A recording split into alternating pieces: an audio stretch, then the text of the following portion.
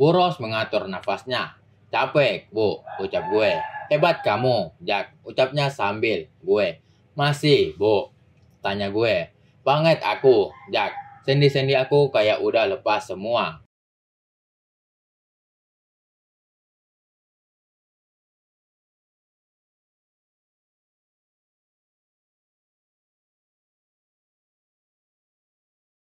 Pintu apartemen kosong itu terbuka. Seseorang masuk dengan langkah yang terburu-buru, mengagetkan kami berdua. Bagus kalian ya, ucap seseorang itu yang ternyata adalah Bu Nia.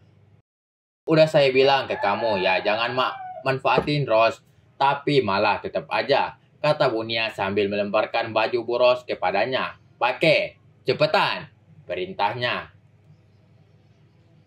Nanti, capek banget aku main sama Jaka, jawab Bu Ros. Kamu juga samanya. Ingat, kamu tuh punya anak, punya suami. Apa yang bakal mereka pikirkan kalau tahu ternyata perbuatan kamu begini? Omel Bu Nia. Salah sendiri, kenapa suami aku nggak bisa? Aku kayak Jaka. Lagi pula pasti anakku bahagia kalau ibunya bahagia. Jawabnya, kamu dipelet pakai apa sih sama Jaka? Pakai si Kodir. Enak loh, kalau mau cobain nanti pasti ketagihan kayak aku. Jawabnya, sebuah tamparan mendarat di pipi Bu Ros. Kamu tuh ya, Ros, udahlah, aku nggak mau ikut campur lagi urusan kalian. Ucap Bu Nia yang lalu meninggalkan kami berdua. Sakit, Bu? Tanya gue sambil pipinya yang tadi baru saja ditampar Bu Nia. Enggak kok, cuma heran aja kok dia begitu sama aku. Jawabnya, biasanya kita tuh apa-apa bareng. Satu hobi, satu kesukaan. Lanjutnya, mungkin karena belum ngerasain saya aja kali ya, Bu. Iya kali ya, kapan-kapan kamu coba. Bu Nia, sarannya.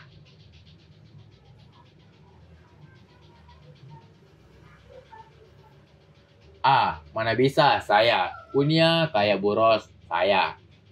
Yang ada masalah saya ditampar nanti sama dia, jawab gue.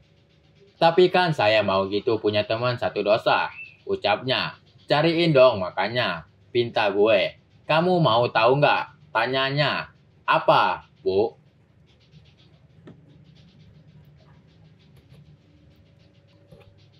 Beberapa bulan yang lalu, Hana cerita sama aku. Dia diperkeos sama pacarnya, sama teman-teman pacarnya juga. Ceritanya. Beneran? Tanya gue kaget. Iya, dan saat itu dia masih. Gila, enggak tuh, ucapnya. Kenapa enggak dilaporin ke polisi, Bu? Tanya gue. Makanya setelah dia mikir panjang, dia berani cerita ke aku agar aku bisa tanya ke suami aku yang polisi. Tapi jawaban dari suami aku enggak mengenakan. Dia bilang sulit soalnya, enggak ada bukti. Dan juga udah enggak bisa divisumkan. Apalagi pacarnya sama temen-temennya itu kata Hana orang tajir. Mereka bisa nyewa pengacara bagus buat ngalahin Hana nantinya. Lanjutnya. Tega banget ya, Bu. Kok ada orang yang sekejam itu? Komen gue.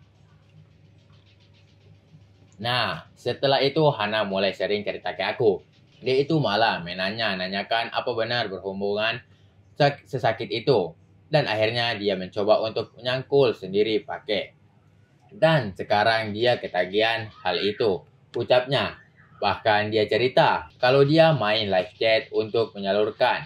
Tambahnya. Apa nggak ketahuan mukanya itu, Bu? Enggak.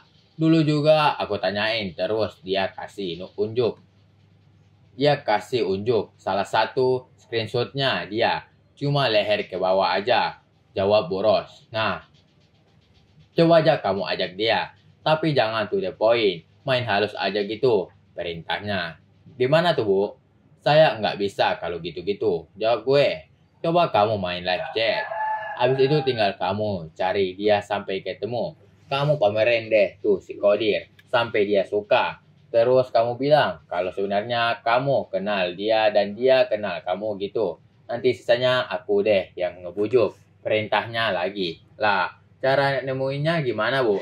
Kan saya nggak bisa ngeliat mukanya. Tanya gue. Dia tuh punya tanda lahir di. Sebegitunya banget ya, Bu. Protes gue. Biar saya ada teman. Jak. Lagi pula kan malah untung di kamu. Jadi dapat tahu legit. Baru jawabnya. Ya udah deh, apa sih yang nggak buat Bu Ros?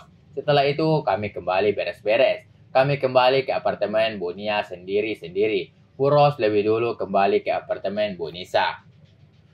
Beberapa menit setelahnya, barulah gue masuk yang saat ditanya habis kemana, gue menjawab habis mencari tempat merokok. Ah, parah aja kak, nggak ngajak-ngajak. Protes suami Bu Lena. Au nih, parah nih, enaknya sendirian aja. Timpal Pak Rizky.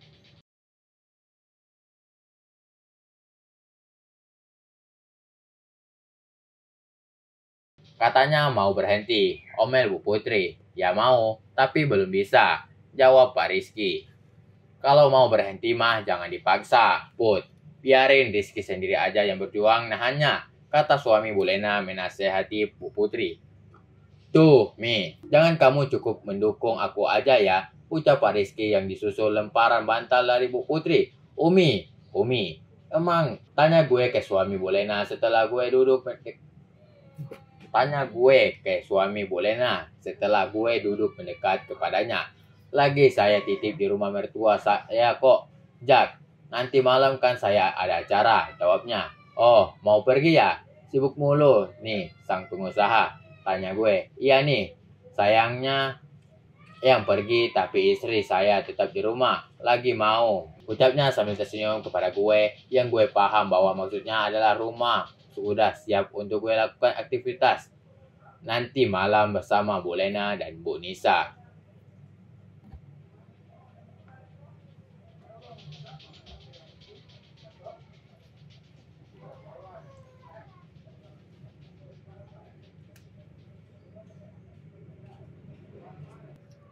Oke guys, terima kasih telah tonton channel kami. Dan jangan lupa untuk menekan tombol like dan subscribe agar kamu tidak ketinggalan novel-novel berikutnya. Bagi para jomblo, jangan sedih. Sebab kehidupan itu berawal dari jomblo. Dan jangan lupa bahagia.